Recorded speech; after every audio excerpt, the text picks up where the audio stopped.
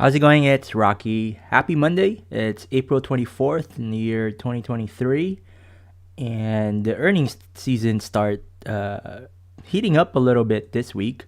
And I say that because a lot of the tech is going to start reporting tomorrow, and just after a lackluster week last week on the earnings, I'm expecting a bit more this week. But if we looked on how the market acted today, it was pretty much close to break even again. And what I have up on the screen is the Dow Jones Industrial Average, which is, a lot of the value stocks, right? So the big chip, 30 stocks that compose the Dow Jones Industrial Average Index. And basically, I just want to go through my thoughts today to show you like what I think about the market and also how I did on a couple of my trades. So if you've been following my content or if you're new, essentially I trade with two different screens, and it may seem complicated, but just this is what works for me. I'm not pushing this on anyone. I'm not trying to sell anything. This is just really what works for me. And if you needed a base to help you get going with your trading, feel free to use what I'm using, but take it with a grain of salt because what I see is not similar to what you may see. So what I have left is a time-based chart, and on the right is a tick-based chart. And what I'm showing here, where this yellow line started, is essentially when the futures market opened yesterday, Sunday at 3 p.m. in the Pacific Coast. And now I'm going to zoom in a little bit just to go through two of my trades today. So from two trades, we actually earned a gross profit of $480. That's before commissions and fees. And I'm going to zoom in on these two trades that I did. And on this first trade here, you can see it occurred on the 5-minute candle. So if I zoom in a little bit more, it's really hard to see why I entered or exited. And if we look at the indicator for that, you could see that, it's heading to the oversold side, which is when I like to short, and I do that after a crossover. But in reality, it's the tick-based chart that will show you this a lot clearer. Let me adjust that screen a little bit. So on this tick-based chart, I'm going to zoom in on that specific trade that occurred on a 5-minute candle.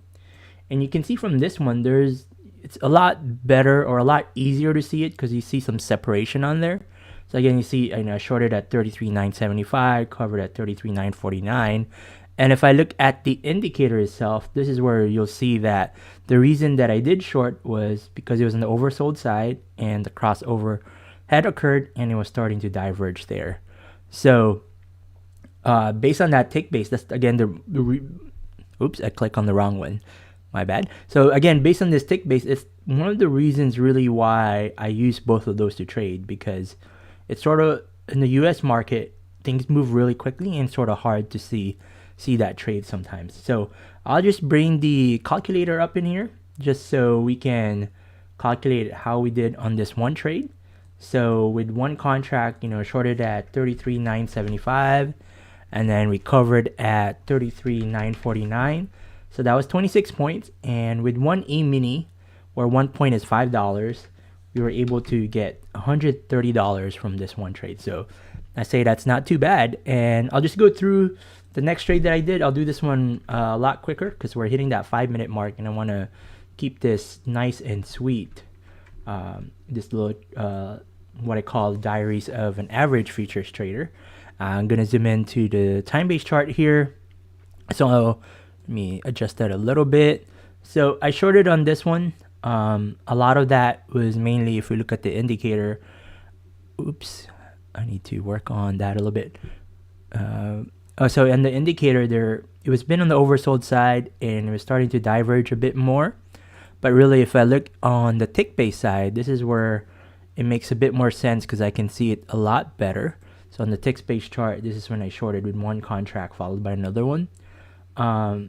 Basically on the indicator itself, which is the reason that I did enter this trade, we're in the oversold side and I was seeing it diverge a little bit there after the crossover.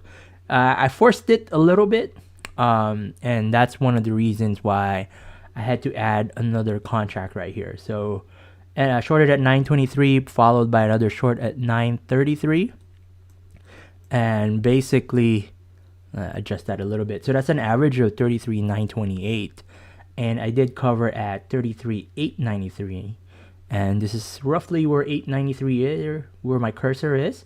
And you can see I left about another 30 points under that I could have made, but that's okay. So bring the calculator here again. Oops, apologies. There you go. So again, we shorted at 33,928, so that's the average of the two here. And we covered at 33,893, which is the one in the bottom here. So that was 35 points, and then since it was two contracts, that's times 10. So this one trade right here got us $350.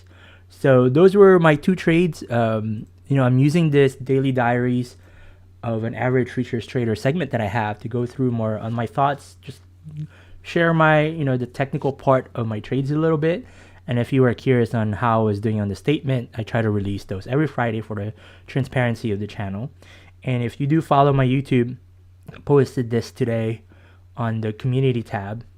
So happy that I was able to get $1,673.42 for the day. The 480 there that you see was from what I'm using the YM for, which is what I used to hedge. So I shorted with two trades where I got that for. And the MYM is what I'm using to really swing trade. So my bias is long on this one, and we were able to earn $1,197.50. Anyway, that is my content for the day. Hope you enjoyed it. Thank you for joining me, and I will see you on the next one, where we can hopefully get more feedback on how this little segment that I have is helping you out. All right, I'll see you in the next one, and have a good one.